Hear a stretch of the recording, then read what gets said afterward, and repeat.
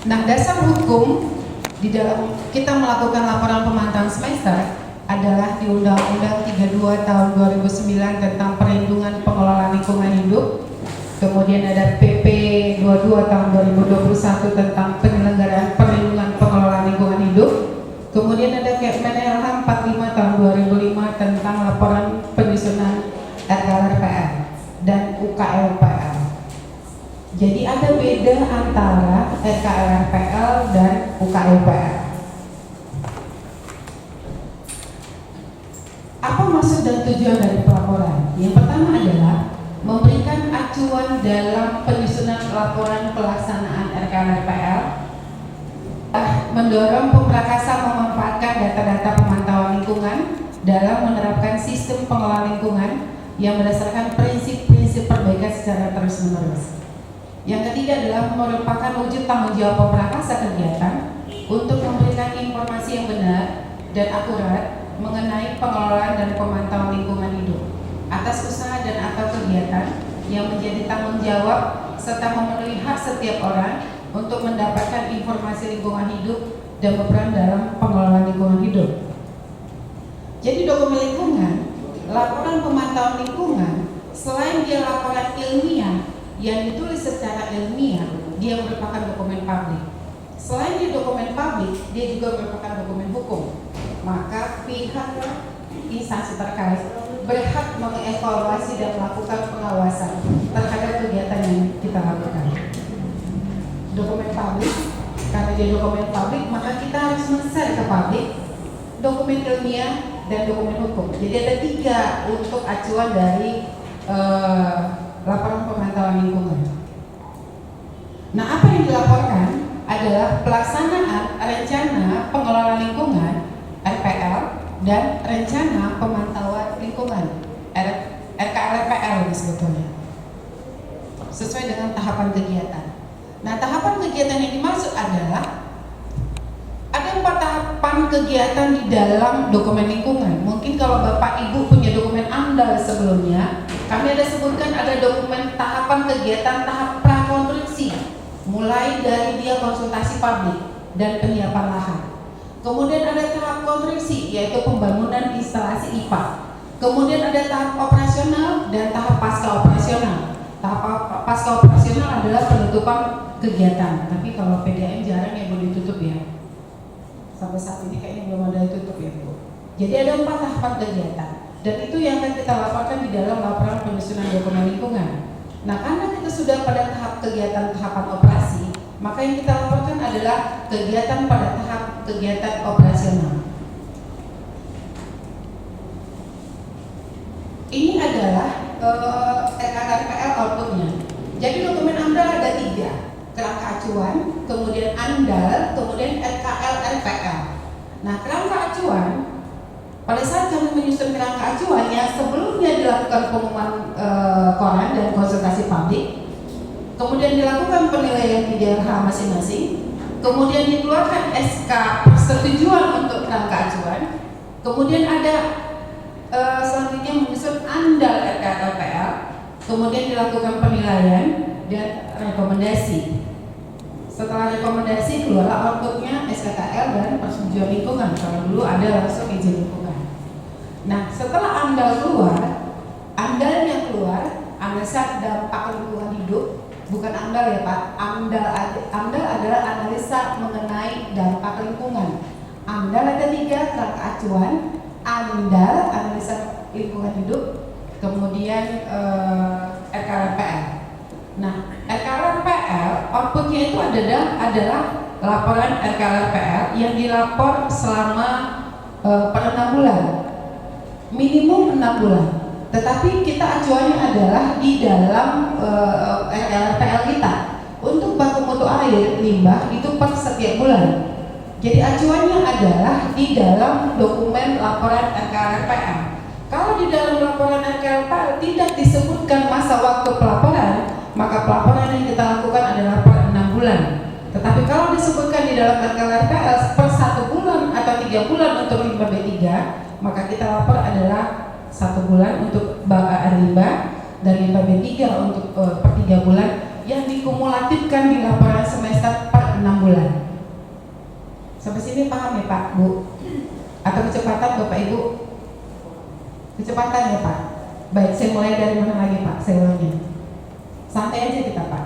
Yang penting paham sedikit-sedikit ya Pak. Dan Bapak siapa Pak? Lupa saya. Pak Joni kan? Ya. Oke, apa yang bisa saya ulangi Pak? Mulai dari mana? Dari awal kah? Dari awal Pak.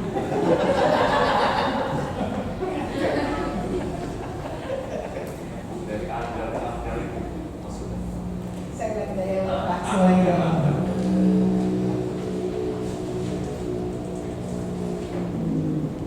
Baik, saya ulangi dari awal ya Pak Joni.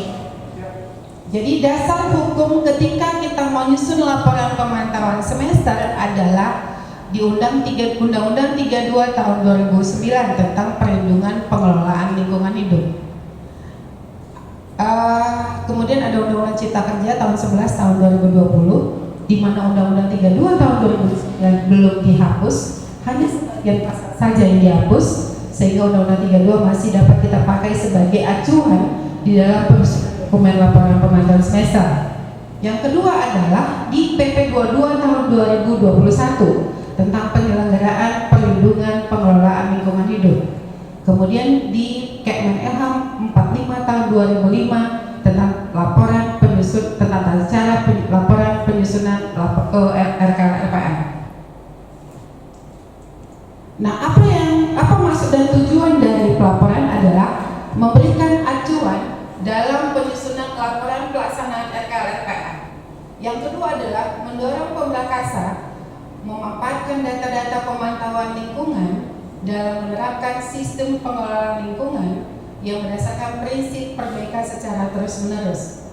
Yang ketiga adalah merupakan wujud tanggung jawab Pemdakasa untuk memberikan informasi yang benar dan akurat mengenai pengelolaan dan pemantauan lingkungan hidup atas usaha dan atau kegiatan yang menjadi tanggung jawabnya, serta memenuhi hak setiap orang untuk mendapatkan informasi lingkungan hidup dan berperan dalam pengelolaan lingkungan hidup. Yang dilaporkan adalah rencana pengelolaan lingkungan RKL dan rencana pemantauan lingkungan sesuai dengan tahapan kegiatan. Tahapan kegiatan di dalam dokumen lingkungan ada 4, yaitu tahap prakonstruksi, misalnya dalam hal penyiapan lahan ataupun konsultasi publik. Kemudian tahap konstruksi yaitu pembangunan IPA. Kemudian tahap operasional ya operasional kegiatan yang kita lakukan sekarang. Dan tahap pasca operasi yaitu tahap penutupan kegiatan. Dokumen lingkungan itu ada 3 seperti yang saya sebutkan. Ada AMDAL, UKLPL, SPPL. AMDAL dan UKLPL outputnya adalah persetujuan lingkungan. Kalau dulu izin lingkungan. Nah, setelah izin lingkungan keluarlah izin PPLH. Izin PPLH itu adalah izin TPS Limbah B3, izin pengelolaan limbah cair. Itu yang disebut dengan izin PPLH. Nah, di dalam dokumen AMDAL ada 3 dokumen: kerangka acuan, AMDAL analisa dampak lingkungan, dan RKLPR rencana pengelolaan lingkungan dan pemantauan lingkungan. Kerangka acuan dilakukan penilaian oleh tim teknis DLH masing-masing, kemudian dikeluarkan SK persetujuan terhadap kerangka acuan yang sudah dibahas. Karena setiap dokumen lingkungan itu mempunyai tim teknis tersendiri dan dievaluasi secara tersendiri, sehingga ketika kami menyusun dokumen AMDAL ada 3 kali sidang yang dilakukan. Pertama adalah sidang untuk kerangka acuan, maka dikeluarkan rekomendasi teknis terhadap kerangka acuan. Nah, ketika sudah dikeluarkan rekomendasi teknis terhadap kerangka acuan, kami melanjutkan penyusunan dokumen AMDAL RKLPR. Kemudian dilakukan penilaian dan keluarlah SKPLH.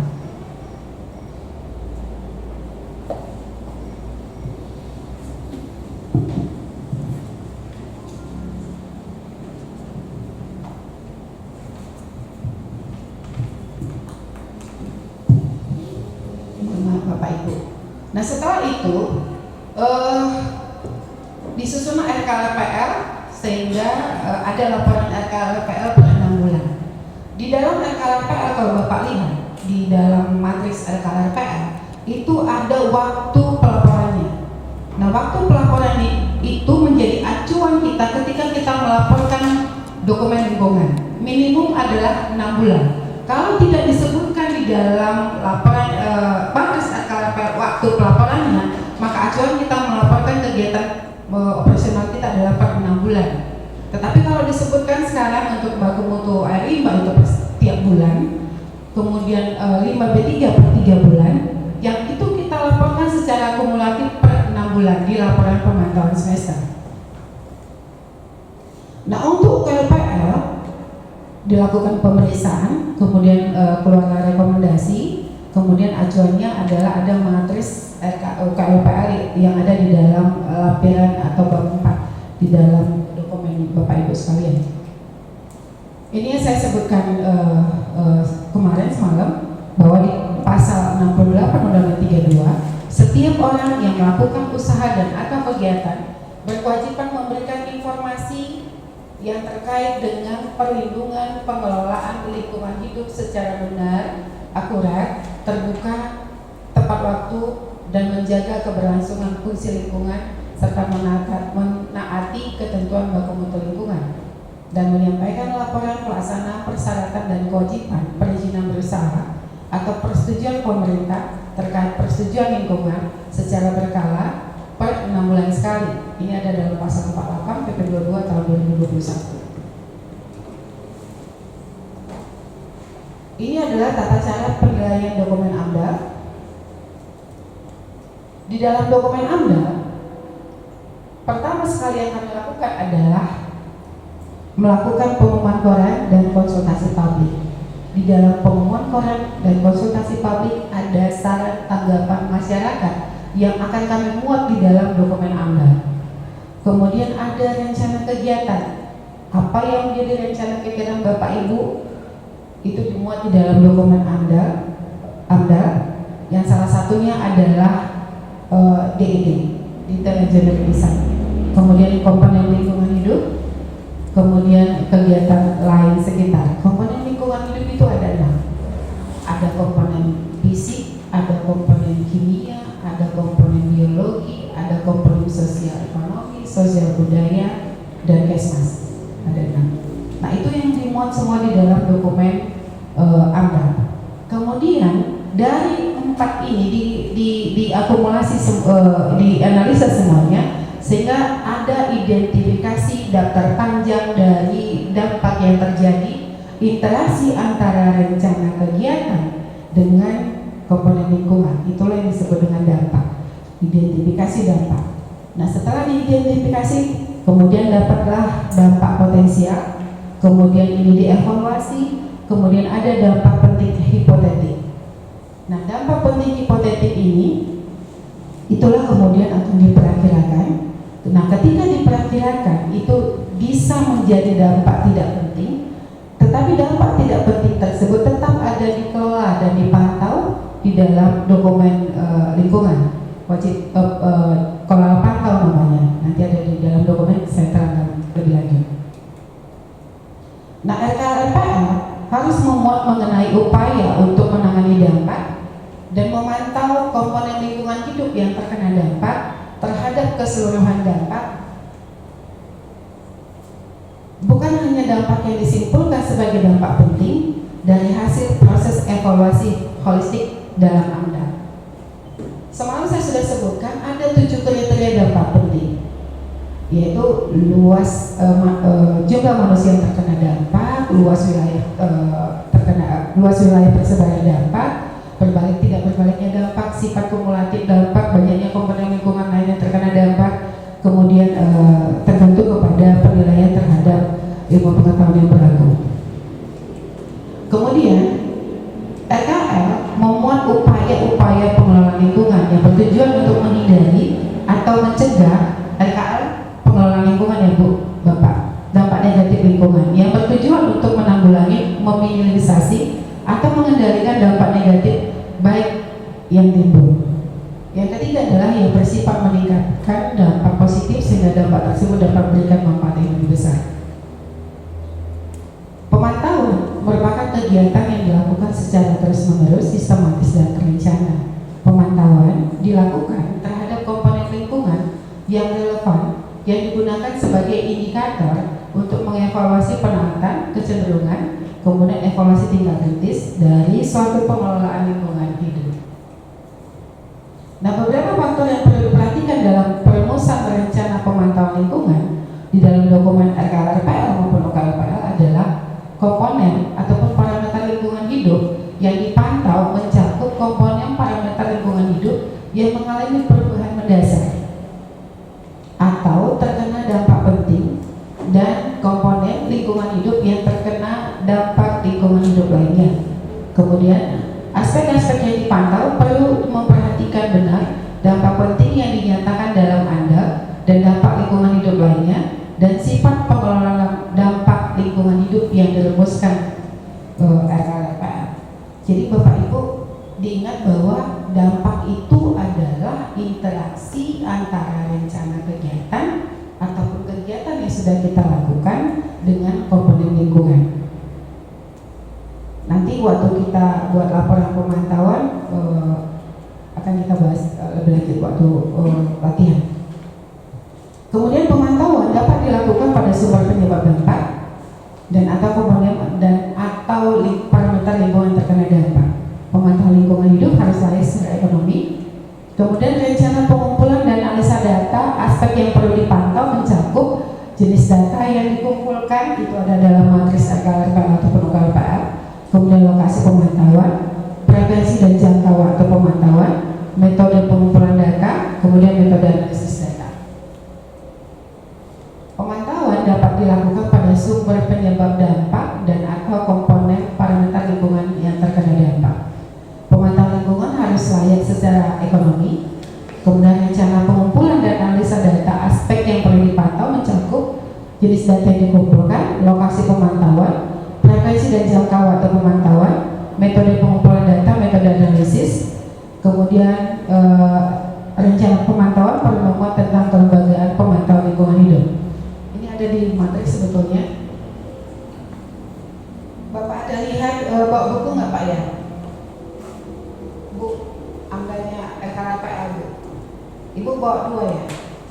1. Di dalam matriks ini ada RKLPL dan Bapak yang punya dokumen UKLPL? Dokumen UKLPL dengan RKLPL beda Pak, memang ini ya matriksnya. Bapak UKLPL ya Pak? UKLPL ada di lampiran terakhir Pak, sebelum daftar pustaka Pak. Jauh masih Pak itu Pak, sebelum daftar pustaka. Nampak kali Mak gak pernah dibuka itu buku Pak. Jadikan banter aja kan Pak Luman.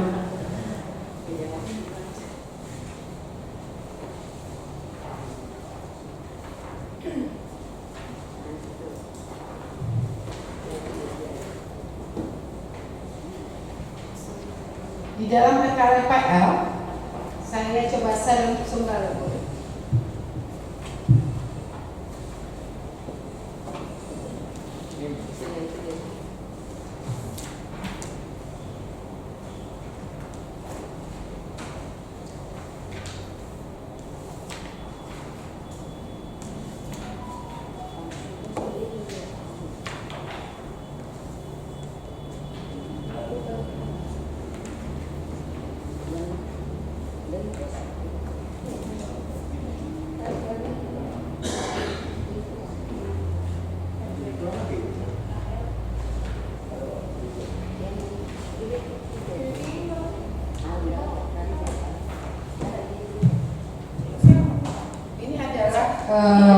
Rencana pemantauan lingkungan untuk Sumbar.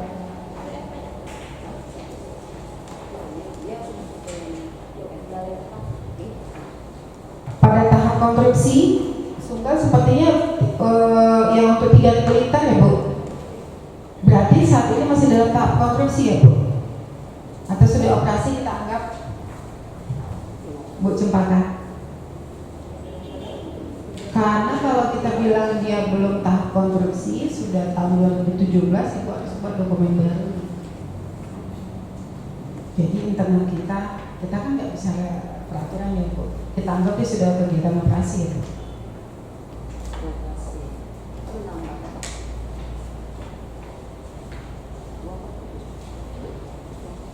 Untuk tahap operasi,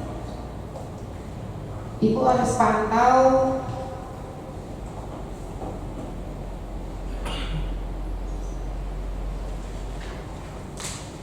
ada jenis dampak yang timbul. Jenis dampak yang timbul adalah penurunan kuantitas air Sungai Belawan dengan indikatornya adalah debit air Sungai Belawan yang diambil dari PDAM. Sumber dampaknya adalah pengambilan debit air 3.000 liter per detik, bukan 2.500 ya Bu. Kemudian metode pengumpulan data, jadi sesuaikan laporan pemantauan berdasarkan matriks yang ada. Nah, ini yang saya sebutkan adalah waktu frekuensi pelaporan. Di sini disebutkan ada 6 bulan sekali.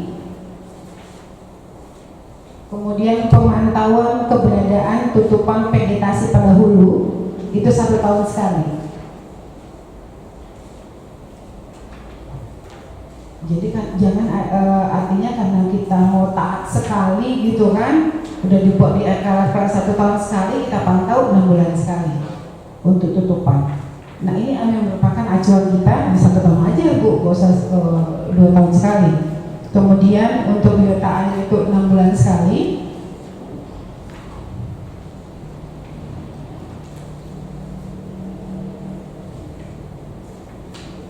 Nah, acuan kita semuanya ada di dalam dokumen RKLPR. Namun untuk KLP sepertinya sama ya Pak? KLP sama ya Pak? Per 6 bulan ya? Ya, kecuali air limbah dan limbah B3 per 3 bulan. Limbah B3 3 bulan, air limbah per 1 bulan. Untuk regulasi baru. Bu, yang per sebulan itu kita laporkan ke limbahnya sama kan dengan lapor pemantauan per 6 bulan? Iya, jadi dikumulatifkan ya Bu. Berarti hasil labnya itu kita lampirkan atau ada kita kaji lagi pemantauan? Kita kaji lagi, nanti ada trennya Bu. Saya belum selesai pemaparan saat masih seperempat Bu. Saya lanjut ya Bu.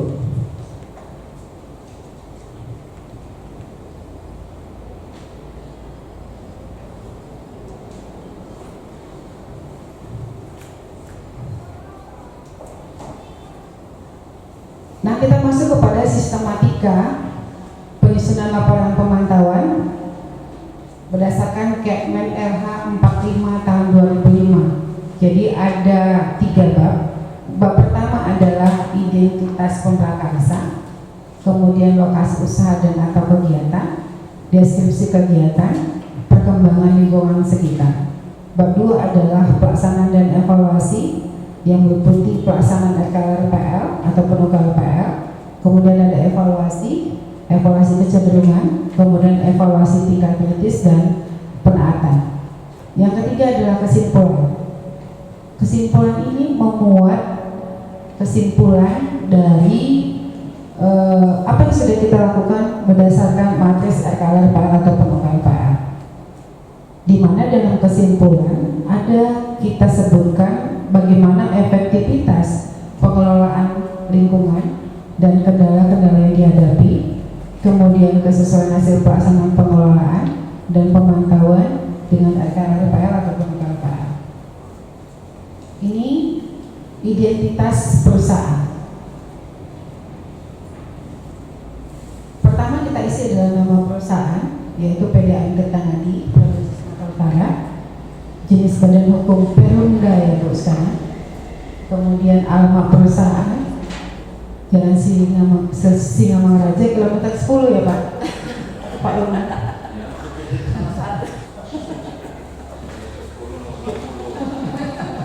Kilometer 10. Kemudian 60 ya Pak. Kemudian nomor telepon, alamat email, status pemodalan, bidang usaha. Bidang usaha adalah pengelolaan air bersih. Nah, bidang usaha ini kita sesuaikan dengan Permen LH 04 tahun 2021.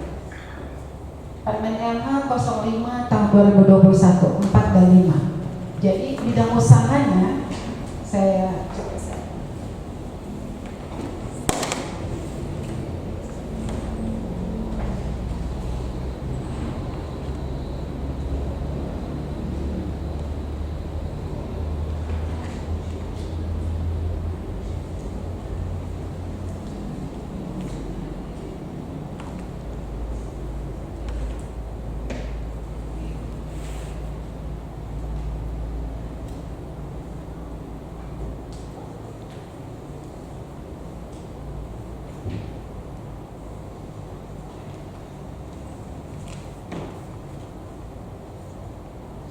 Dari jenis usaha dan atau kegiatan yang ada di sini berdasarkan nomor KBLI-nya di Permen 04 tahun 2021 dan Permen 05 tahun 2021. Untuk kegiatan pengolahan air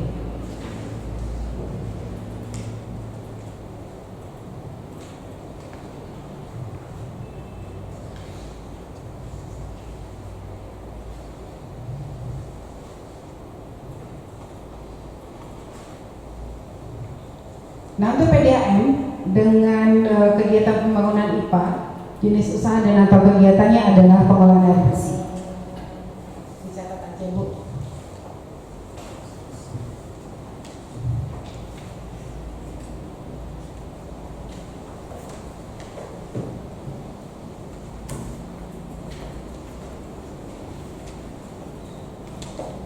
Kemudian ada SK AMDAL. SK AMDAL itu adalah SK KLH yang ada di dalam halaman pertama dokumen AMDAL kalau dia AMDAL.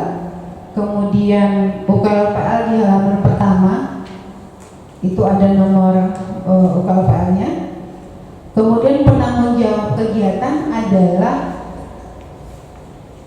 biasanya kalau di tempat Bapak Ibu siapa yang menjadi penanggung jawab kegiatan ketika ada masalah di lokasi kegiatan, itulah menjadi penanggung jawabnya. Jadi bukan direktur. Biasa kepala cabang ya. Kepala instalasi. Artinya ketika nanti ada sesuatu kejadian di lokasi kegiatan ini, maka yang menjadi penanggung jawab kegiatan yang dipanggil polisi adalah Pak Lukman. Ya Pak Lukman? Enggak ya? Jadi itu yang disebutkan di sini, bukan direktur Pak Kadir atau Pak Direktur Minum. Kemudian izin yang terkait dengan AMDAL atau KLPL. Ini yang disebutkan kalau ada izin PPLH. Izin PPLH yang dimaksud kalau dulu kita punya izin TPS, izin pembuangan limbah cair, izin lingkungan. Nah, ini dimasukkan di sini. Nomor, tanggal, dan pemberi tanda tangan. Sampai sini ada yang perlu saya jelaskan, Bapak Ibu?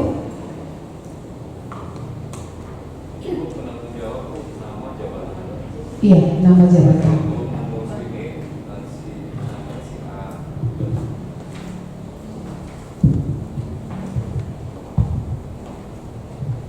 Penanggung jawab nama dan jabatan. Kalau misalnya Bu, misalnya diurus tahun ini, selesainya 6 bulan kemudian, tapi namanya udah nggak nama itu lagi Bu. Yang dipanggil juga Bu. Yang dipanggil sebetulnya adalah yang berada di dalam dokumen UKLPL atau AMDAL-nya. Orangnya pensiun Bu. Iya, itu yang dipanggil Pak. Jadi kalau nggak ada berarti yang menggantikan dengan posisi yang sama. Oh, yang menggantikan. Iya, yang Jadi menggantikan kan itu dengan posisi menyebutkan yang nama sama. situ Bu. Misalnya namanya si Sepulan. Iya, disebutkan namanya. Iya namanya. Tapi kan udah pensiun. Dia berangsur gitu, mundur. Kalau pensiun nggak bisa disebut Pak. Jadi yang menggantikan pada saat kita menyusun berarti laporan pemantauan semester, yang menjadi penanggung jawab kegiatan itu siapa gitu Pak? Kalau jabatan pasti dia melekat Bu. Siapa yang menggantikan pasti dia kenal. Tapi kalau bukan nama kan udah pensiun dia dipanggil juga. Yang terbaru. Berarti yang baru kan? Karena kalau di situ penanggung jawab dia menekankan nama waktu diurus itu. Iya. Tiba-tiba udah selesai, masalahnya bukan sama dia sekarang.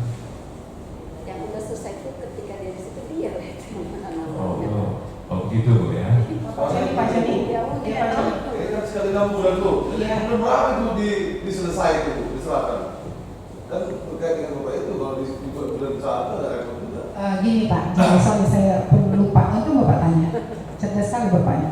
Jadi kan Pak, pelaporan semester kan ada dua Pak, setahun dua, semester 1 dan semester 2. Semester 1 adalah periodenya Januari, Juni, kita lapor di Juli, bulan 7. Nah semester 2 adalah Juli, Desember, kita lapor di Januari Pak. Ada masa waktu pelaporannya 2 semester. Saya ulangi ya Pak, 1 tahun 2 semester, semester 1 dan semester 2. Semester 1 periodenya adalah Januari, Juni, semester 2 dilapor di Juli. Semester 2 adalah Juli, Desember, dilapor di Januari. Makanya kita biasa pemantauan itu di antara Januari, Juni. Di situ semua kita lakukan, mulai sampling, mengambil data sosial ekonomi budaya, Kesmas dan semuanya di Januari, Juni. Juli kita lapor. Jadi di Juli itu sudah harus masuk ke dalam instansi terkait. Kalau proper itu lebih ketat lagi, dia tidak boleh lewat dari tanggal 31 Juli. Di awal sudah harus masuk. Kita belum ada proper ya Bu? Belum. Ya Pak? Oh di limbah udah Pak? Proper Pak? Belum lagi. PDM belum Pak? Latihan masih ini penjelasan aja, belum baru mau start aja, mau menuju ke situ gitu. Belum. Untuk proper, Berat. mohon maaf, PDM kayaknya berat Pak. Saya bukan ini, karena dari hulu aja orang Bapak belum comply. Iya. Karena untuk proper yang dinilai itu adalah selain laporan pemantauan, dia perizinan harus comply Pak. Mulai dari izin limbah B3, kemudian air tidak boleh melebihi baku mutu untuk IPA. Pelaporannya juga harus lengkap dari semester 1 semester ini. Sebetulnya Bapak pun belum bisa biru, masih merah. Bukan merah lagi, hitam karena izinnya aja belum lengkap. Propernya Tapi yang kesal Pak dia udah sertifikat. kalau merah apa itu proper? Enggak, bisa sebetulnya kita kan hitam itu dia tidak punya izin sama sekali. Merah dia punya izin tapi dia nggak kompor, nggak buat laporan pemantauan. Kalau biru dia buat laporan pemantauan. Laporan pemantauan yang dimaksud adalah dia B3 wajib lapor, air wajib lapor, udara wajib lapor. Itu yang 3. Nah kalau nanti udah sampai dengan hijau itu lebih ini lagi karena harus ada kajian LCA, life cycle assessment. Untuk itu lebih berat lagi kalau hijau. Biru aja kita udah susah, apalagi hijau. Tapi mungkin Pak Nir punya target, kita harus paham dulu di laporan pemantauan supaya comply, mungkin maksudnya begitu. Anehnya suruh pelatihan proper sementara udah tahu izinnya nggak ada. Ya makanya sebetulnya kan saya sebetulnya kita diskusi ya sore ya Pak dengan ini kan para manajemen ya. Dari atas dulu tak ke bawahnya. Iya kita harus dari bawah baru dari ke atas. Karena di bawah aja pun izin kita belum lengkap Pak Bu. Makanya saya bilang belum ada orang Bapak proper kayaknya. Kita si Bayakindo yang sudah cukup comply aja masih biru Pak, belum hijau. Oke, sampai sini udah ya Pak, saya lanjut ya Bapak Ibu. Nah, ini lokasi usaha dan atau kegiatan. Usaha dan atau kegiatan dengan alamat perusahaan itu beda ya Pak. Alamat perusahaan adalah Jalan Singamangaraja kilometer 10 kata Pak Lukman. Nah, untuk lokasi usaha dan atau kegiatan adalah di mana kegiatan kita berlangsung. Kalau dia PDAM Sunggal, maka alamatnya di Sunggal. Kalau dia di Samosir, maka alamatnya di Samosir. Jadi di mana IPA itu ada. Nah, untuk koordinat lokasi itu ada sebetulnya di dalam dokumen UKLPL ataupun amdalnya Bapak Ibu. Jadi nggak perlu repot. Nah, untuk peta lokasi juga ada di dalam. Jadi bab 1 secara keseluruhan sebenarnya kopas dari dokumen lingkungan Pak. Bab 1 dikopas dari dokumen lingkungan. Nah, bab 1 yang di dokumen yang di laporan pemantauan itu semuanya ada di bab 2 di dalam dokumen lingkungan Bapak Ibu. Udah enak kan, satu bab udah aman dulu ya kan Bu.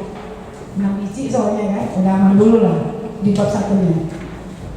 Ya Bu ya. bab 1 yang di laporan pemantauan itu kopas dari bab 2 di dalam UKLP-nya ataupun andalnya Bapak Ibu. Oke. Nah, ini deskripsi kegiatan, coba Bapak perhatikan, Bu Cempaka. Ibu nggak bawa dokumen andal ya? Dokumen andal ada di bab 1 untuk deskripsi kegiatan, Bu. Semuanya ada. Kalau di UKLPA, deskripsi kegiatan itu ada di bab 2, Pak.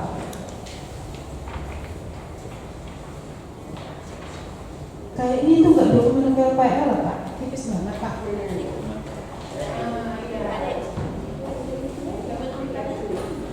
Bab 2, Pak. Bab 2 deskripsi kegiatan. Jadi di deskripsi kegiatan yang di bab 1 Bapak itu ada luas lahan kegiatan. Luas lahan berdasarkan sertifikat tanah. Udah, jenis kegiatan yaitu pengelolaan air bersih, kapasitasnya berapa? 3.000 liter per detik kalau di sini. Nah, tahapan kegiatan pada saat ini adalah kegiatan operasional. Kemudian dampak yang perlu dikelola disesuaikan dengan matriks UKLPL ataupun RKLPL. Begitu juga dengan dampak yang perlu dipantau disesuaikan dengan matriks. Kemudian penghargaan yang dimiliki ISO ke proper ke apa gitu, itu harus dimasukkan ke dalam laporan pemantauan. Ini adalah perkembangan lingkungan sekitar yang berkaitan dengan kegiatan kita. Kenapa saya bilang? Kan kita ngambil air ini dari Sungai Belawan misalnya.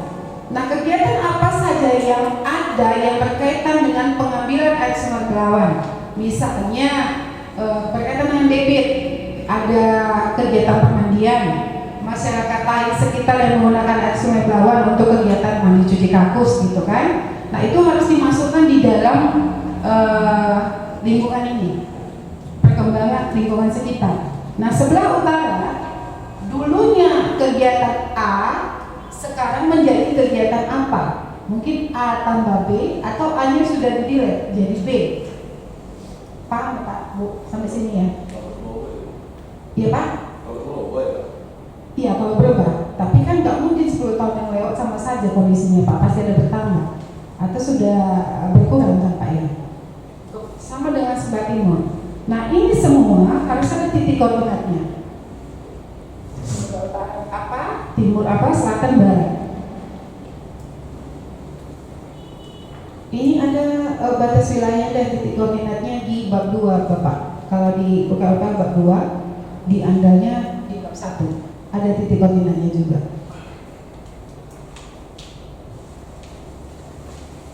Baik. Bab 1 clear ya. Ada yang mau kita bahas di bab 1, Pak Bu? Pak Joni? Atau kita ulang lagi dari awal Pak? Kalau diulang dari awal, kita diskusi aja Pak Joni di luar ya kan? Jijik. Ya Bu Adi. Iya, soalnya kayaknya baru perdana ya buka-buka buku ya. Iya kan Bu? Ibu mana dokumennya? Oh Pak Lukman, iya. Mantas saya sibuk kali ya, saya tanya. Saya sama siapa kalian Bapak itu bisa melihat atau enggak gitu ya. Ditempatkan sama kacamatanya Bu.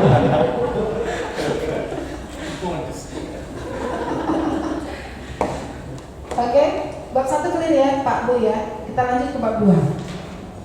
Karena habis ini siang kita sudah latihan untuk penyusunan laporan pemantauan.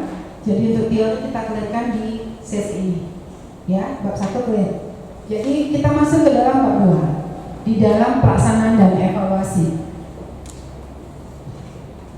Di pelaksanaan sebetulnya ringkasannya yang paling gampang adalah kita kan mantau air bersih, kita mantau kualitas udara ambien, kita mantau emisi, hasil lab ketiga yang saya sebutkan tadi, termasuk dengan data sosial ekonomi budaya BPS dan data Kesmas. Itu masuk semua ke dalam pelaksanaan. Pak Ibu, Pak. Hasil di pelaksanaan yang dimuat adalah semua hasil laboratorium ataupun hasil survei yang kita lakukan di sini di laporan di pelaksanaan di semester ini. Jadi semua hasil lab itu masuk ke dalam pelaksanaan berdasarkan acuan dari matriks RKLRPL maupun UKLPL-nya kita. Oke?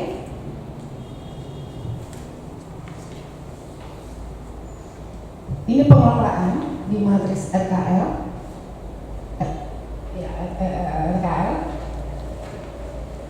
Kan ada jenis dampak yang saya sebutkan tadi. Kemudian ada sumber dampak, kemudian kita pengelolaan, tolak ukurnya, lokasi pengelolaan, periodenya. Yang ini yang kita pantau, itu kita masukkan semua di dalam pelaksanaan. Ya, jadi termasuk dengan foto-fotonya, itu juga kita masukkan di dalam pengelolaan. Biasa fotonya kita masukkan ke dalam lampiran aja Bapak Ibu. Sama dengan pemantauan juga. Jadi acuannya ketika kita memantau adalah di matriks RKLPL dan UKLPL. Akhir ya Bu? Ya Bu, sepakat? Apakah ada batasan analisa setiap parameter? Itu harus semuanya sesuai dengan regulasi yang berlaku untuk semua parameter. Baik, saya masukkan ke sini ya Bu.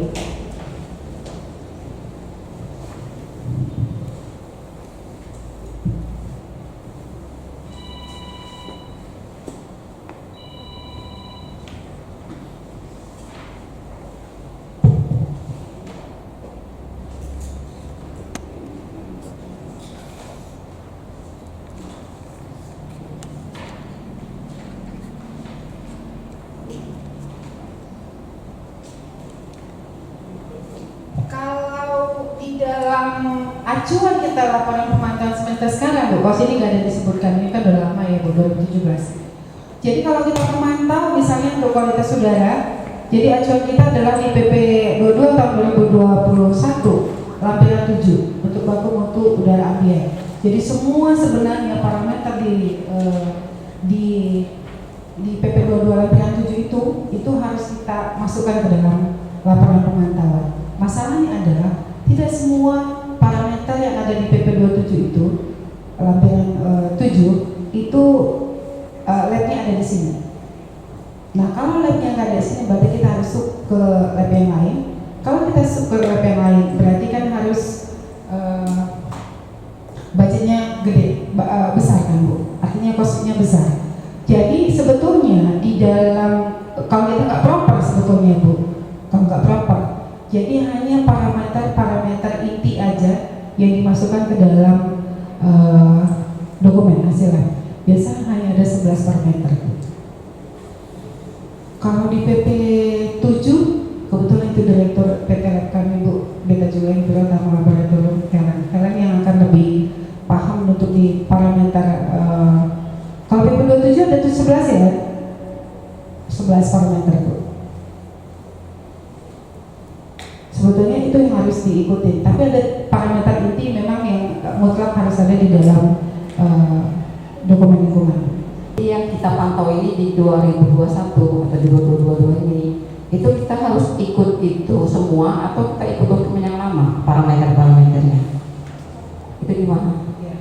Jadi kalau pemantauan kita tetap mengikuti regulasi yang terbaru Bu. Karena di dalam regulasi misalnya kalau di PP 22 PP 101 2014 sudah di-delete, 82 2001 sudah di-delete. Kemudian PP 27 tahun 2012 tentang izin lingkungan sudah di-delete. Gitu kan Bu, air laut sudah di-delete. Nah, kalau dia sudah di-delete, makanya baku mutu yang kita acu adalah di PP 22. Aturan di atasnya lagi. Berarti Bu untuk pemantauan yang tahun ini antara 2022 semester 1 itu kan belum pantauannya semua. Itu kita parameternya harus sesuai sebanyak yang ada di PP 22 itu, kita periksa semua. Kalau kita proper iya Bu. Kalau proper iya. Terlalu banyak. Iya, terlalu banyak. Kalau proper wajib Bu. Maka saya bilang kalau untuk proper Bapak Ibu saat ini Itu bisa 50 juta lah budgetnya. iya, makanya Bu. Enaknya kita kan di dokumen kita kita yang lama kan tidak dibuat acuannya harus sesuai dengan baku mutu ini, nggak ada. Ya udah, kalau kita saudara ambien untuk parameter-parameter penting aja kita pantau, begitu juga dengan air. Air banyak loh Bu, ada 29 ya, 29 32 Itu ya. air sesuai dengan PP juga semua Bu? Enggak. Kalau proper ya Bu. Jadi ini kondisinya sekarang kami kan nggak proper nih. Jadi ya kita buat ya seperti yang lama aja gitu. Iya, sesuai dengan dalam dokumen aja. Iya. Tetapi peraturannya tetap pakai peraturan baru. Parameternya pakai dokumen lama aja. Dokumen lama. Kalau proper aja kita baru ikuti Iya. yang ini. Iya, kalau proper wajib ya.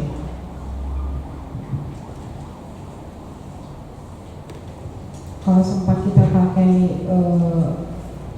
peraturan baru dengan parameter yang baru, mau sampai 50 juta memang Bu. Karena kan logam berat aja udah berapa gitu kan? Untuk uji lab aja. Iya, untuk uji lab aja. Jadi ingatnya kalau kita buat dokumen baru ini, itu berarti harus kita ikut yang itu deh Bu ya, dokumen baru. Regulasi baru. Dokumen baru. Iya. Untuk air baku mutu nasional kita pakai air permukaan lampiran 6 PP 22 tahun 2021. Udara ambien kita pakai lampiran 7 PP 22 tahun 2021. Kemudian untuk air laut kita pakai lampiran 8 PP 22 tahun 2021. Itu aja sih Bu. Kemudian untuk limbah domestik yang terintegrasi dengan limbah cair produksi kita pakai Permen 68 tahun 2016 tentang baku mutu air limbah domestik. Satu lagi Bu, ini ada yang pernah tanya kan saya terkait yang lama ketika kita buat dokumen baru itu biasanya kalau SPK itu kan 3 bulan ya, 3 bulan dokumen baru itu 3 bulan. Jadi masa kerjanya, masa siap biasanya dokumen itu kan kita buat baru dokumen itu kan nggak bisa 1 bulan. Dokumen pemantauan. Pemantauan, dokumen lingkungan. Ya. Itu kan 90 hari bisa selesai sampai izin lingkungan keluar, bisa ya? Tergantung kepada jenis dokumennya Bu. Kalau AMDAL kan 6 bulan. AMDAL 6 bulan. Iya. Terkait yang sekarang pertek ya 6 bulan. Kalau nggak ada dibilang pertek berapa bulan, nggak ada Bu. Cuman penyusunan dokumen lingkungan iya 6 bulan. Iya Bu. 180 hari ya. 60, 90 sampai 80 hari. 180 hari. Iya. Udah termasuk pertek itu Bu. Udah keluar sampai ke pertek ya. Oh iya. Nah, di dalam evaluasi ada 3 evaluasi yang kita lakukan. Yang pertama adalah evaluasi kecenderungan, kemudian evaluasi kritis, tingkat kritis, dan evaluasi penaatan. Tujuan evaluasi adalah untuk mengidentifikasi penaatan terhadap peraturan, kemudian membantu mengevaluasi kerja, kemudian mengetahui kecenderungan hasil pengelolaan. Nah, untuk evaluasi kecenderungan, untuk melihat kecenderungan ataupun trennya, kemudian perlu data hasil pemantauan dari waktu ke waktu. Nah, hasil pemantauan itu harus ada data rona awal. Rona awal yang dimaksud adalah data ketika dokumen lingkungan disusun di awal. Ada di situ disebut hasil labnya. Nah, itu yang kita masukkan di awal terus sampai sekarang semester 1 2022.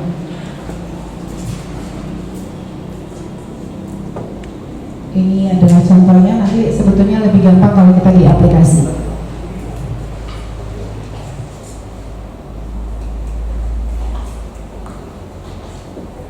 Kalau kita dulu sekolah, kan ada Bapak Ibu yang pernah dengar analisis tren? Waktu kita SMA dulu, apa ya? Waktu kuliah. Tren Bu. Jadi dari Rona kita mau lihat bagaimana tingkat kecenderungan daripada parameter ataupun analisa yang kita lakukan, apakah dia naik ataupun turun. Biasa pakai Excel aja udah gampang kok Pak, nggak usah pakai SPSS kalau sekarang. Tinggal input data, langsung dapat grafiknya. Ya Bu, ya sepakai. Ini lebih gampang kayaknya.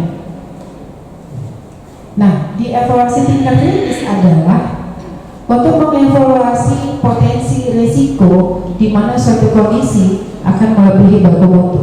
Di sini kita terangkan, di evaluasi tingkat kritis kita terangkan, kira-kira dengan kegiatan operasional kita yang sekarang itu risiko apa yang paling mungkin timbul, misalnya di ruangan genset dengan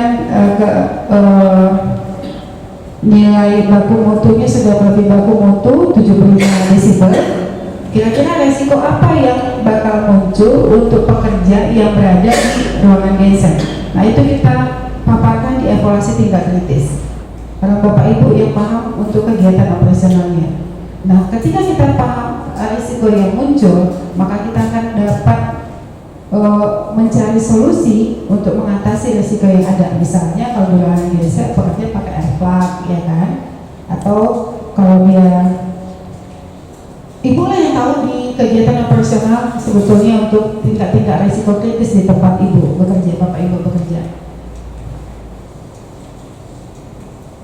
Kemudian di evaluasi penataan adalah evaluasi terhadap tingkat kepatuhan dari pemangkasa kegiatan untuk memenuhi berbagai ketentuan yang terdapat dalam izin atau pelaksanaan dari ketentuan yang terdapat di dalam dokumen adat. Ini hanya deskripsi dari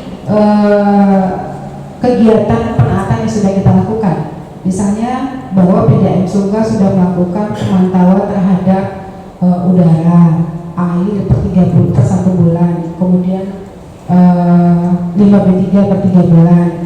Nah, itu hanya deskripsi singkat aja, itu paling 2 paragraf nih Bapak Ibu. Nah, kesimpulan adalah kesimpulan apa yang sudah kita lakukan di dalam pelaksanaan. Nah, pelaksanaan dasarnya adalah di matriks RKLPL dan UKLPL. Nah, kesimpulannya adalah apa-apa saja yang sudah kita lakukan di dalam pelaksanaan itu yang kita paparkan di dalam kesimpulan. Nah, kemudian apa saran Bapak Ibu untuk mengatasi permasalahan yang timbul ketika kita melakukan kegiatan pelaksanaan laporan pemantauan? Itu yang disebutkan di dalam kesimpulan. Sama seperti kayak kita nyusun skripsi. Kesimpulan adalah jawaban dari tujuan dari penelitian kita, ya kan? Kesimpulan. Nah, kalau saran, apa saja yang baik yang perlu kita sarankan itu kita masukkan di dalam saran. Kesimpulan menjawab tujuan. Jadi kalau tujuannya 7, maka kesimpulan juga 7. Nah, kalau di dalam pelaksanaan pemantauan kita ada 7, maka di dalam kesimpulan kita harus menceritakan yang ketujuhnya tadi. Bagaimana kita mengelola, bagaimana kita memantau. Nah, saran perbaikannya kita lakukan di saran. Sampai sini untuk teorinya. Ada yang perlu saya jelaskan lagi, Bapak Ibu? Pemenuhan parameter pemantauan dari itu untuk masing-masing parameter sesuai dengan baku mutu itu ada nggak tingkatannya? Kalau sekian parameter dari jumlah totalnya itu tingkatannya pokoknya kan mesti semua. Ya. Kalau di bawah itu misalnya sekian parameter, kalau bisa kategori ini, itu pemilihannya kita sendiri yang sesuai dengan dokumen. Sesuai dengan dokumen. Misalnya kan parameternya 50 gitu ya, 50 itu sesuai dengan regulasi. Berapa persen lah yang bisa kita ambil? Iya. Kita nggak bisa dari situ gitu. Bisa. Nggak ada pula ketentuannya berapa persen dari situ. ya kan tidak bisa aja gubernur. Yang penting parameter inti aja lah, BOD, COD, kemudian untuk pembawaan N2, H2S gitu-gitu itu harus ada parameter inti. menyatakan jadi tiga intinya gimana? Nah, tiga intinya itu siapa yang tetapkan? Bisa aja nanti kita untuk kedepannya supaya biayanya lebih murah kita cari aja parameter yang murah. Bisa juga. Ya menurut persepsi kita itu inti. Iya, dokumen awal itu lah maksudnya.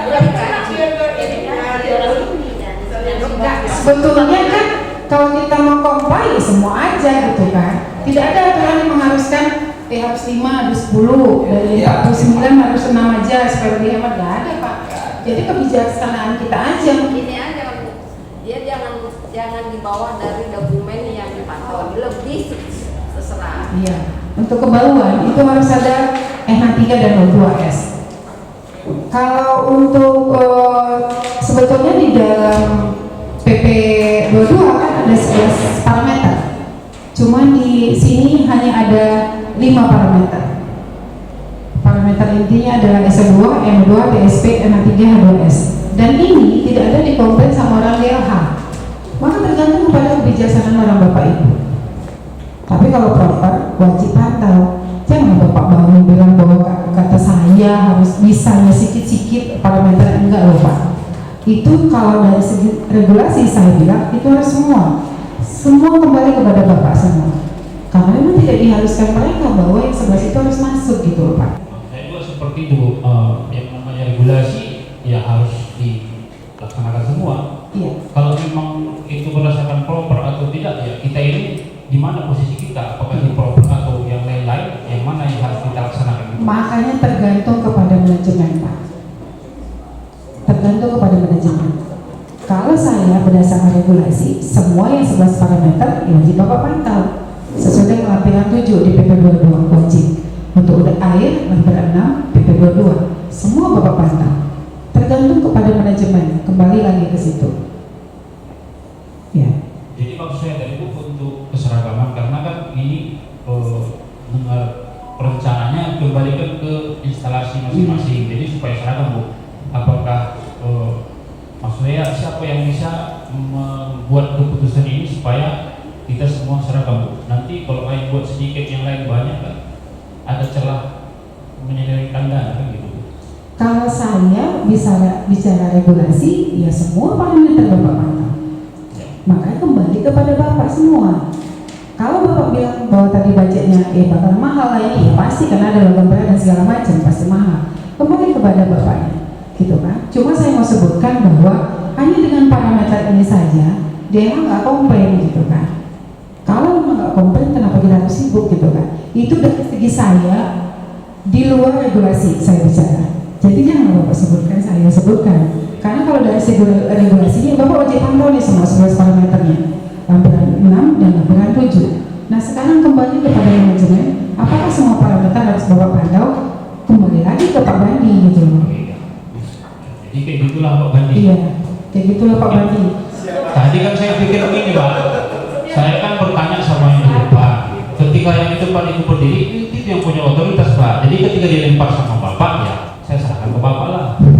Putih Pak Bandi langsung, langsung putih ya. Nanti berapa seragam Pak Bandi? Biar jelas ya. Iya. Iya tergantung kepada manajemen aja Pak. Kalau mau dibilang semua ya nggak masalah gitu kan. Kita kan tinggal kerja aja sesuai dengan instruksi pemberi kerja. Mau semua oke nggak ada masalah. Kita pun dapat profit kan dari situ Pak. Ya jujur aja kalau semakin banyak parameter semakin banyak profit kita.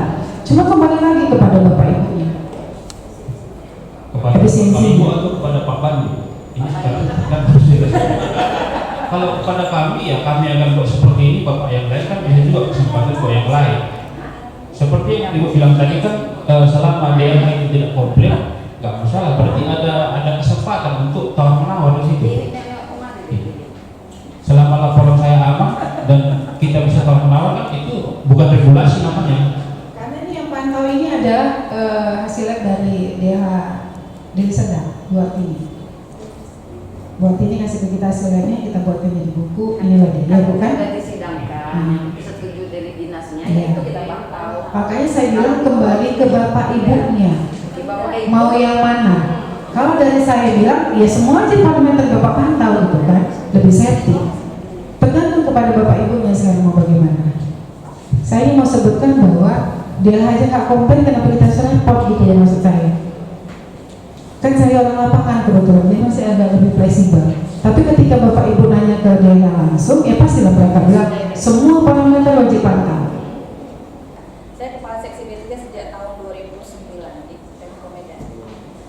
Nah ini biodata saya S1-nya dari teknik pertambangan, kemudian S2-nya dari manajemen USU, kemudian S3-nya dari program sumber daya alam dan lingkungan.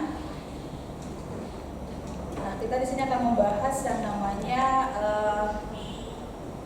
undang-undang dari nomor 11 tahun 2020, Undang-Undang Cipta Kerja yang konsep dari Bapak Jokowi, di mana semua peraturan dari 80 perundang-undangan dipersingkat dan dengan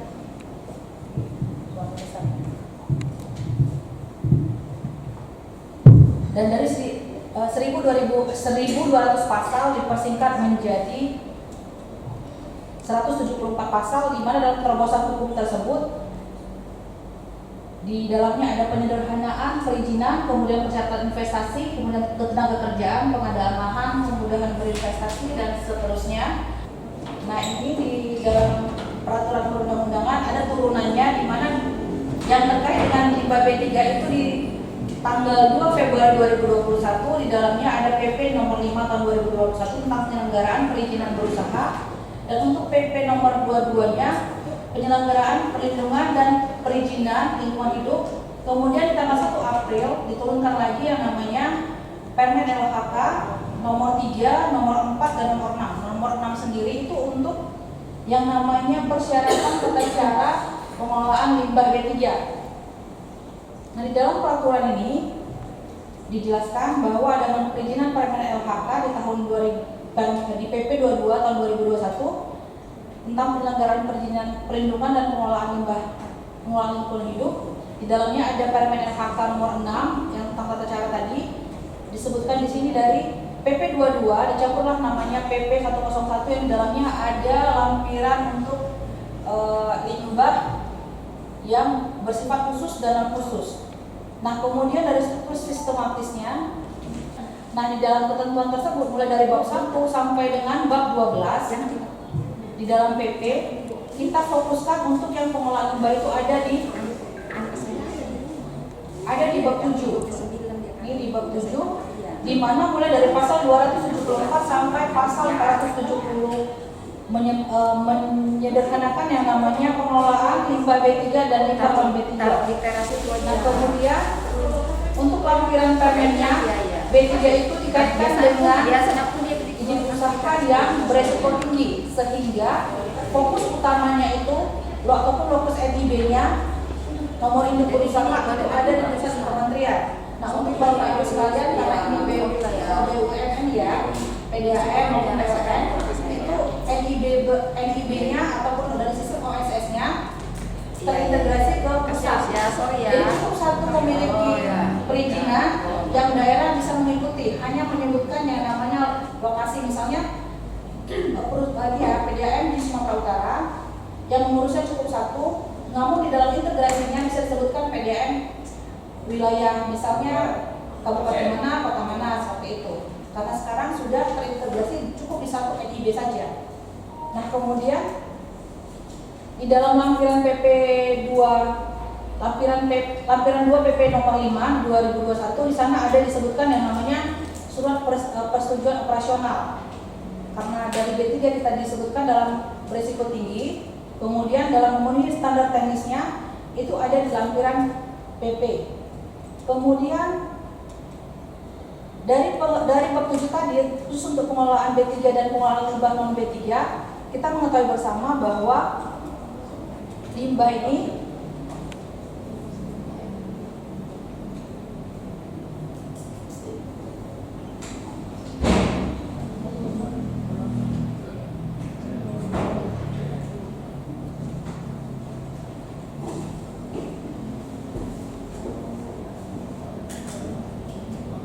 untuk limbahnya, karena semua ataupun setiap orang menghasilkan limbah, dan kalau misalnya untuk medis itu diperkirakan dari setiap pasien sekitar 0,3. Nah, karena kita manusia yang tidak sakit, dihitung limbahnya termasuk dengan kotoran kita itu ataupun feses itu diperkirakan per orangnya menghasilkan sekitar 0,5 sampai 0,8 sampah per hari per orang. Jadi kalau misalnya untuk yang ada melakukan penelitian persampahan untuk setiap orang itu diprediksikan 0 sampai 0,5 sampai 0,8.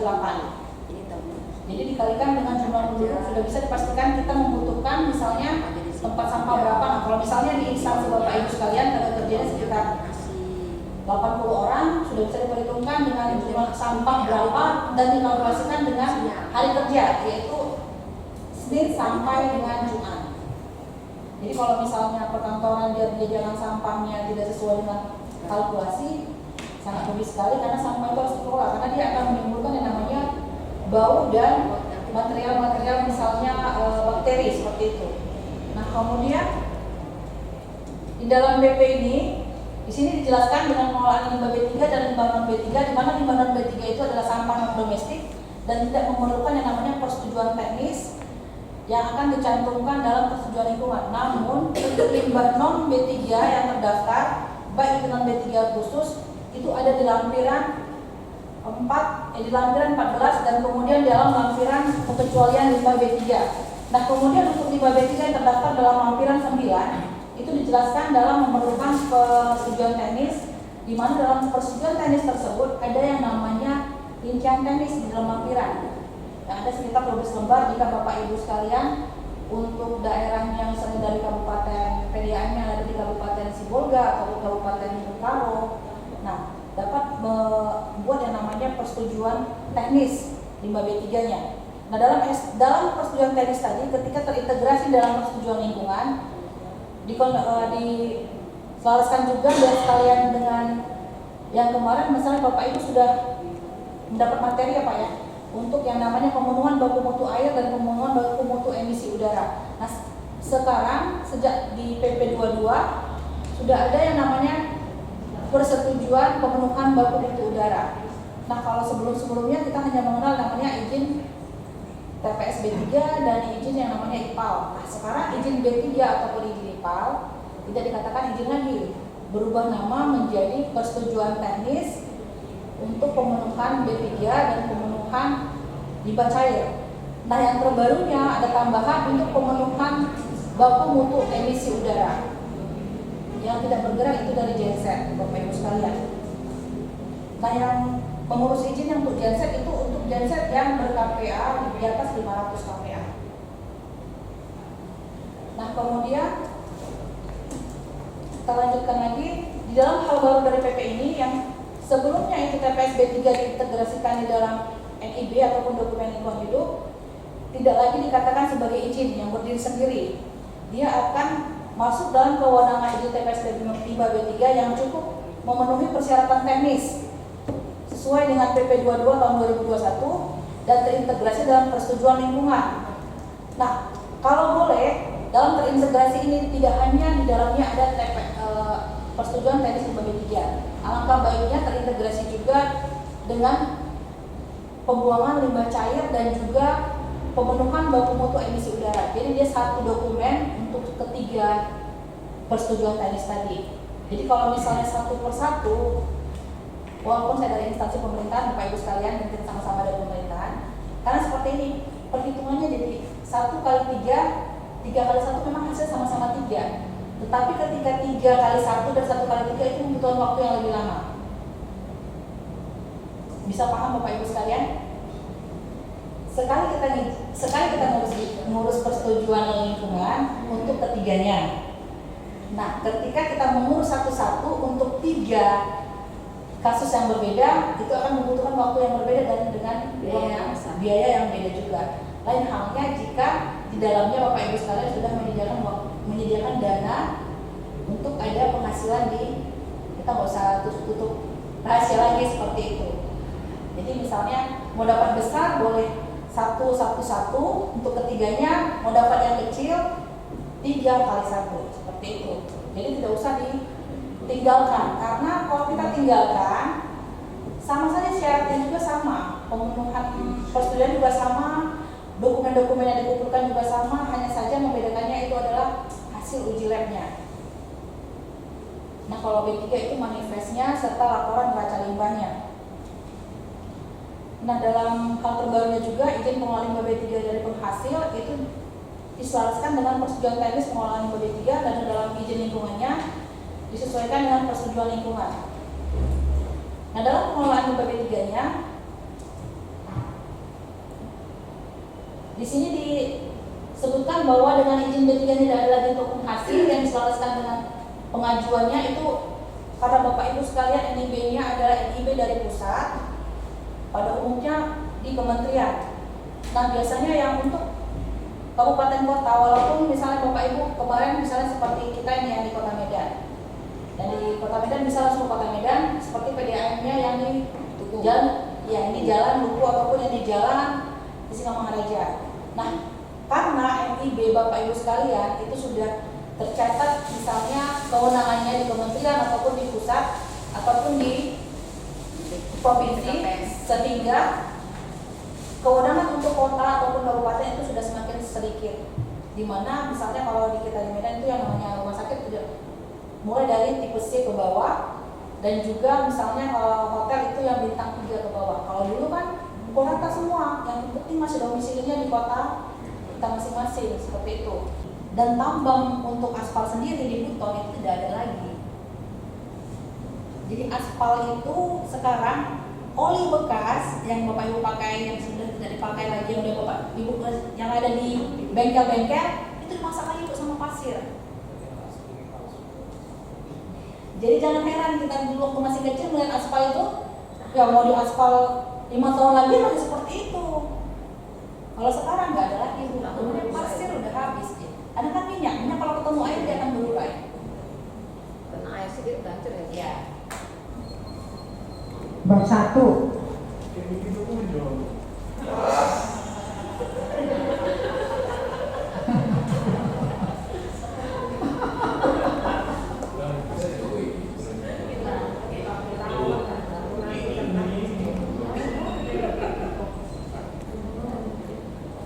Udah yuk kita isi satu-satu Pak.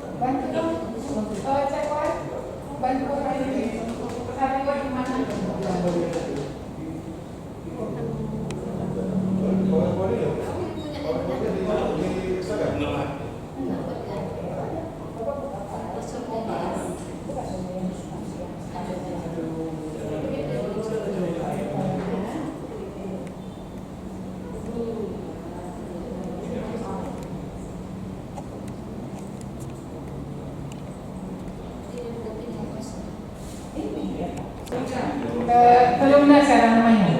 Perumda Tirtanadi. Ya itulah namanya Pak.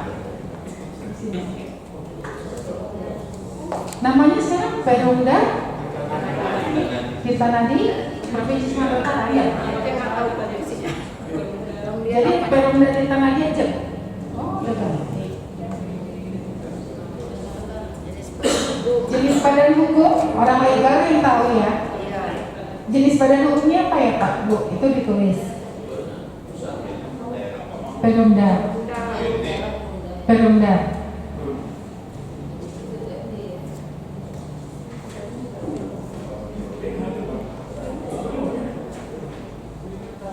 Untuk BUMD adalah status pemodalan, Bu.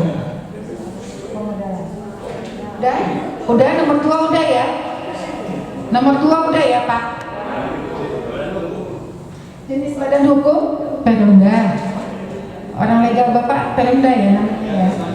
Alamat perusahaan Jalan Singamangaraja kilometer 10. Kata Pak Lukman ya, bukan saya yang bilang. Udah ganti alamat.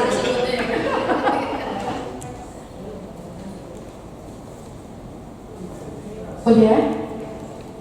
Nomor telepon fax ditulis, alamat email ditulis, status pemodalan BUMN, BUMD, BUMD, bidang usaha pengolahan air bersih, SK AMDAL UKLPR yang ada di dalam dokumennya Bapak Ibu, halaman pertama.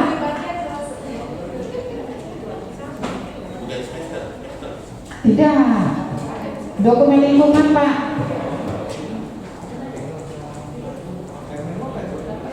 Pengolahan air bersih Pak. Ya Pak. Iya, untuk instansi masing-masing nanti Pak. Ini pemantauan.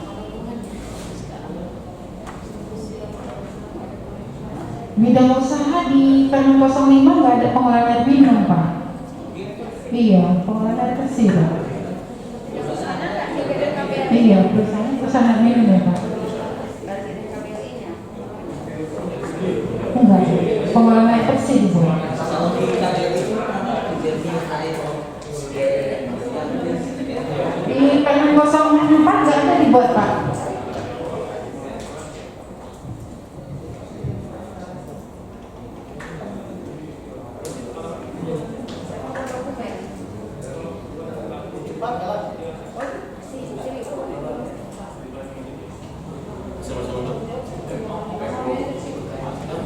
KBRI yang 42220 Bu. Iya. 3601 sih. Apa itu buat KBRI? 3601. Kode baku lingkungan KBLI.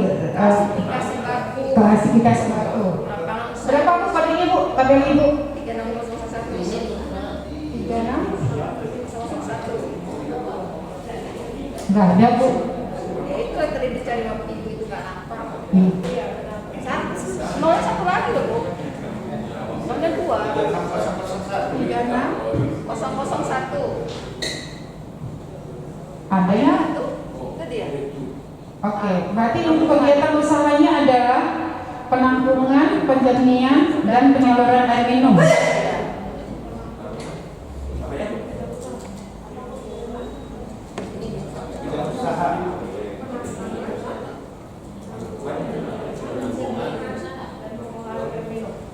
Tiga 6001 ya Bu Ade? Iya, iya. Oke.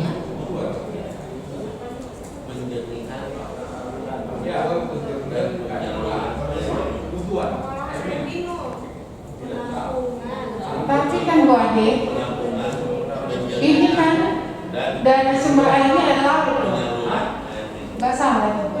Ya itu kemarin itu waktu buat NIB-nya apanya cuma ada di situ kata orang. Tapi ada di 46 Bu. 46 apa itu? Ini Bu. Waktu yang NIB-nya Iya, tapi ada di 46 nih Bu.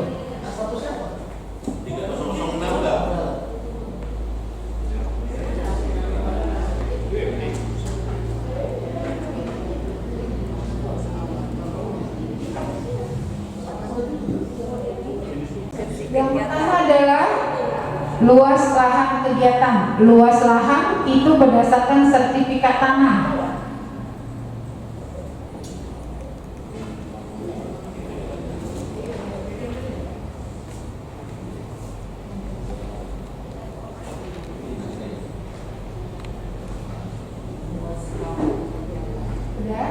Kemudian jenis kegiatan. Jenis kegiatan kita adalah pengolahan air minum. Pengolahan air minum. Kemudian kapasitasnya berapa debit air pengambilan airnya? Sebar 3.000 liter per detik.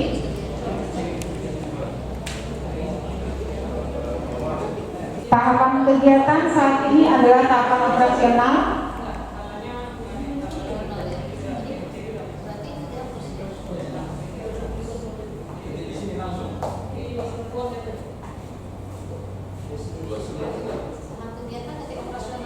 Iya, tahapan kegiatan hari saat ini adalah tahapan operasional. Yang dipantau, ini sama Bu. Parameter yang di bawah sama parameter yang dipantau sama. 5 cair, 5 B3 itu bukannya punya Ibu, itu punya Sunggal. Nah, jadi di sama. Iya. Oke, sampai sini udah ya, Pak Ibu. Oke, kita lanjut. Nah, ini perkembangan lingkungan sekitar. Sebelah utara kegiatan apa dulu? Sekarang kegiatan apa? Nah, kegiatan apa dulu? Yang dulu ini ada di dalam dokumen AMDAL-nya atau KPL-nya ataupun DPLH-nya. Nah, sekarang berarti tinggal pengamatan saja kita. Di sebelah utara kegiatannya apa? timur apa, selatan apa. Di pelaksanaan ini adalah yang paling gampang, semua hasil lab dimasukkan kemari. Semua hasil lab dimasukkan kemari. Udara, emisi, air, masukkan aja kemari. Laporan pemantauan. Nah, untuk evaluasi,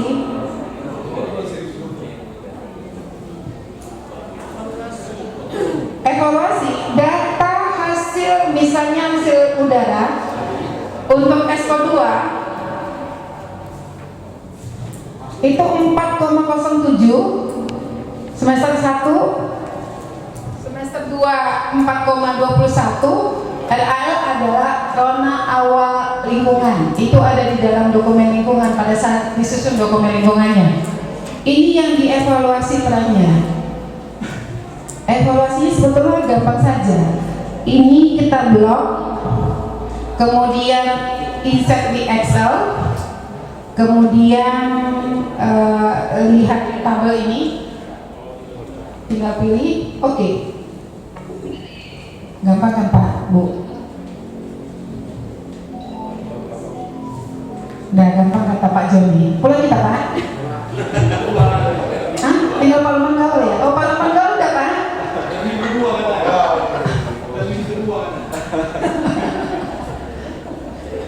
Udah? Ini udah ya, clear ya? Sama dengan air dan emisi. Berarti bagus pengelolaannya. Itu aja diceritakan di kesimpulan. Karena untuk delik 2 itu, kalau kita bilang itu kemarin ada pemecah batu di situ yang mengeluarkan apa Debu. asap. Sekarang sudah ada untuk pengambilan apa namanya pasir apa semua tambang ini itu kan nggak ada. Mantap kali Bapak. Jadi evaluasinya adalah, Tinggal tuangkan ke dokumen aja Bapak. Udah pasti bisa lah mantap. mantap Bapak. Iya Pak. Jadi mungkin pada saat ini disusun, seperti kata Pak Bandi, mungkin ada kegiatan lain sejenis yang menyebabkan dampak terhadap kualitas udara meningkat. Seperti kata Pak Bandi tadi ada pemecah batu. Otomatis kan dia bising, kualitas udara dan segala macam, reskolnya tinggi dan segala macamnya. Ini tinggi. Nah ketika dia sudah tidak ada lagi, ini bisa menurun kan? Mantap kali Pak Bandi. Kita gantian ya Pak. Saya di sini Bapak. Saya situ. Apa enggak? Tepuk tangan Pak Bandi. Diam-diam Pak Bandi ini ternyata jagoan juga. Iya jago Bapak ini. Peserta kepada kami untuk mengevaluasi kinerjanya kami sebagai bahan masukan nanti ke Pak Dirut. Karena rekaman ini semua kami kasih ke Pak Dirut Pak, Bu. Puji syukur kita ucapkan atas kehadiran Tuhan Yang Maha Kuasa, atas berkat dan kasih-Nya hingga terselenggaranya pelatihan ini sampai selesai. Saat ini kita dalam keadaan sehat-sehat. Saya mewakili peserta di sini selama pelatihan. Kami mengucapkan banyak terima kasih yang tak terhingga kami ucapkan kepada Bu Mega dan timnya atas penyampaian materinya kepada kami. Semoga kami dapat mengimplementasikannya walaupun masih banyak kekurangan, misalnya dari tingkat 2, mungkin mereka bilang baru kali ini melihat dokumen yang seperti itu. Mungkin kita yang di tingkat 1 sudah pernah menyusun walaupun belum sempurna. Jadi kita coba untuk melakukan yang lebih baik lagi. Nah, tadi juga kita sudah buat, sebenarnya untuk pelatihan ini Bu Mega bilang, kami aja belajar dari 1 bulan, kita 2 hari. Nah, tadi di situ juga ada kuesioner itu udah kita buat, bahwa pelatihan yang 2 hari itu tidak maksimal dan perlu ditambahin lagi untuk pendalaman dalam penyusunan dokumen itu sampai betul-betul mantap dan kita itu mengerti gitu, sampai awal sampai final. Kemudian tentang kami juga meminta tentang perubahan regulasi yang terjadi di dalam lingkungan itu, apa-apa saja yang terbaru sekarang. Mungkin kita kurang update karena memang kita juga saling ini ya kerja gitu, mungkin kita kurang ke situ gitu. Jadi biar kami juga tahu, karena sebelum-sebelumnya itu pernah disosialisasikan dengan memanggil konsultan dari luar gitu. Biar kita juga jangan bisa ketinggalan mengenai regulasi itu tadi. Jadi itu udah kita buat juga poin-poinnya. Semoga nanti top manajemen kita bisa melihat dari apa yang kita butuhkan itu supaya bisa juga ditambahkan supaya kita lebih mengerti lebih dalam lagi untuk dalam penyusunan dokumen pemantauan lingkungan ini tadi. Jadi Bu, sekarang kami ucapkan kepada Ibu baik terima kasih. Semoga dalam pelatihan ini kalaulah kami ada mengucapkan kata yang salah, mau disengaja atau tidak, mohon kami dimaafkan. Mungkin dalam canda kami yang mungkin itu sebagian hanya untuk menaikkan imunitas saja supaya kita itu jangan ngantuk gitu ya Bu ya, jangan stres gitu. Jadi untuk itu sekali lagi itu kami ucapkan terima kasih banyak. Semoga ilmu yang di transfer ke kami itu kami bisa implementasikan di lapangan nanti. Terima kasih banyak. Warahmatullahi wabarakatuh. Waalaikumsalam. Yang saya hormatin Ibu Mega beserta tim, rekan-rekan semua,